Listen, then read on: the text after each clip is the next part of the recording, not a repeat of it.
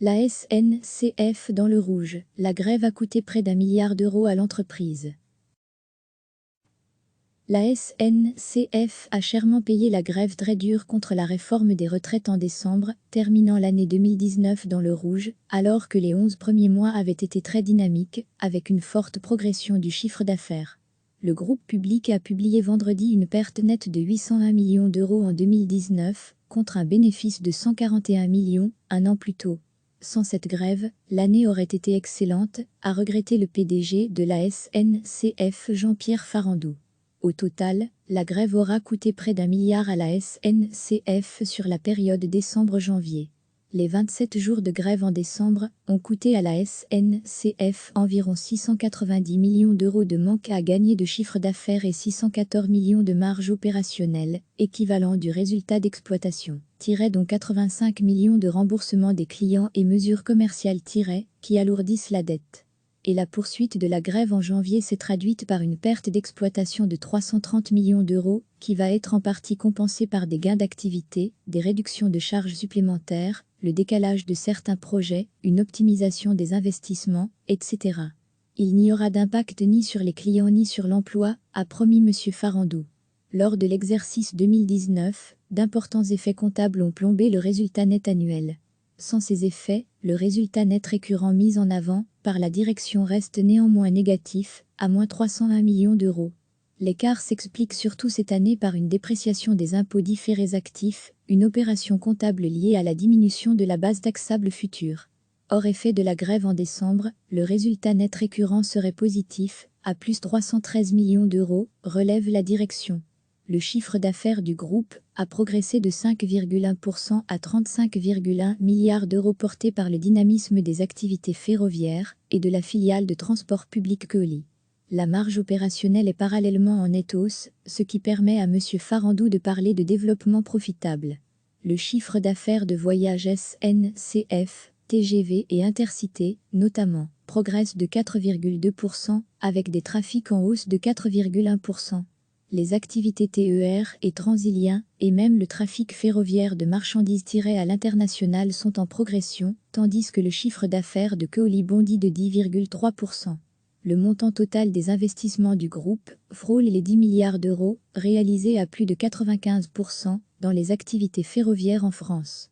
Il devrait dépasser les 11 milliards pour la première fois cette année, prévoit la SNCF.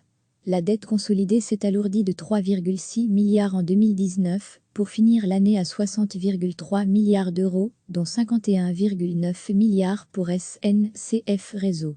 Il y a un décalage énorme entre le cash investi par Réseau et sa capacité à en générer, a remarqué M. Farandou devant des journalistes. Ses besoins de financement ont en effet représenté 2,5 milliards dans cet alourdissement, dont 1,3 milliard de frais financiers.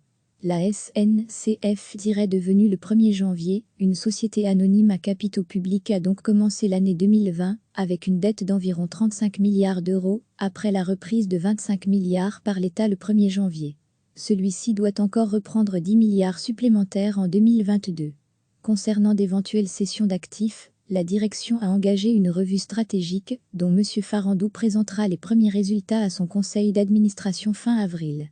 Même échéance pour être bien avancé dans les négociations du contrat de performance, qui doit lier l'État et SNCF Réseau.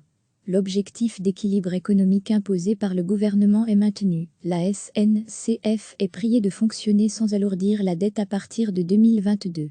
Jean-Pierre Farandou n'entend pas pour autant retarder les grands projets du groupe, tant la fusion des services internationaux à grande vitesse Eurostar et Thalys, que le lancement de TGV à bas coût en Espagne.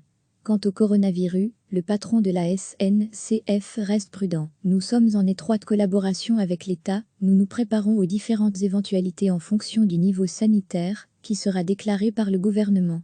Ce qui nous guide, c'est la protection de nos clients et de nos employés, a-t-il relevé, notant que des plans de transport ajustés pourraient être mis en place le cas échéant. La direction prévoit une croissance du chiffre d'affaires de 2,7% en 2020. La dette consolidée s'est alourdie de 3,6 milliards en 2019, pour finir l'année à 60,3 milliards d'euros, dont 51,9 milliards pour SNCF Réseau. Il y a un décalage énorme entre le cash investi par réseau et sa capacité à en générer, a remarqué M. Farandou devant des journalistes. Ses besoins de financement ont en effet représenté 2,5 milliards dans cet alourdissement, dont 1,3 milliard de frais financiers.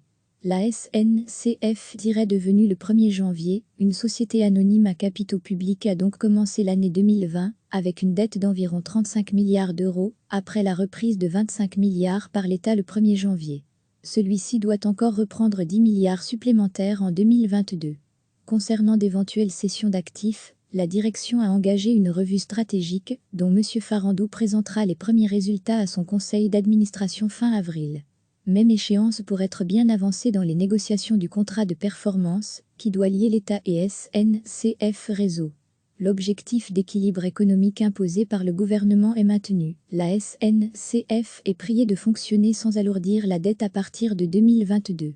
Jean-Pierre Farandou n'entend pas pour autant retarder les grands projets du groupe, tant la fusion des services internationaux à grande vitesse Eurostar et Thalys, que le lancement de TGV à bas coût en Espagne.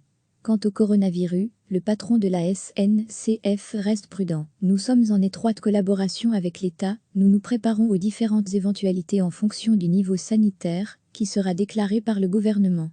Ce qui nous guide, c'est la protection de nos clients et de nos employés, a-t-il relevé, notant que des plans de transport ajustés pourraient être mis en place le cas échéant. La direction prévoit une croissance du chiffre d'affaires de 2,7% en 2020. La dette consolidée s'est alourdie de 3,6 milliards en 2019, pour finir l'année à 60,3 milliards d'euros, dont 51,9 milliards pour SNCF Réseau. Il y a un décalage énorme entre le cash investi par réseau et sa capacité à en générer, a remarqué M. Farandou devant des journalistes. Ses besoins de financement ont en effet représenté 2,5 milliards dans cet alourdissement, dont 1,3 milliard de frais financiers. La SNCF, devenue le 1er janvier, une société anonyme à capitaux publics, a donc commencé l'année 2020 avec une dette d'environ 35 milliards d'euros, après la reprise de 25 milliards par l'État le 1er janvier. Celui-ci doit encore reprendre 10 milliards supplémentaires en 2022. Concernant d'éventuelles cessions d'actifs, la direction a engagé une revue stratégique, dont M. Farandou présentera les premiers résultats à son conseil d'administration fin avril. Même échéance pour être bien avancé dans les négociations du contrat de performance, qui doit lier l'État et SNCF Réseau. L'objectif d'équilibre économique imposé par le gouvernement est maintenu. La SNCF est priée de fonctionner sans alourdir la dette à partir de 2022. Jean-Pierre Farandou n'entend pas pour autant retarder les grands projets du groupe, tant la fusion des services internationaux à grande vitesse Eurostar et Thalys, que le lancement de TGV à bas coût en Espagne. Quant au coronavirus, le patron de la SNCF reste prudent. Nous sommes en étroite collaboration avec l'État, nous nous préparons aux différentes éventualités en fonction du niveau sanitaire, qui sera déclaré par le gouvernement. Ce qui nous guide, c'est la protection de nos clients et de nos employés, a-t-il relevé, notant que des plans de transport ajustés pourraient être mis en place le cas échéant. La direction prévoit une croissance du chiffre d'affaires de 2,7% en 2020. Recevez chaque matin l'essentiel de l'actualité. Cliquez sur s'abonner pour recevoir les dernières nouvelles.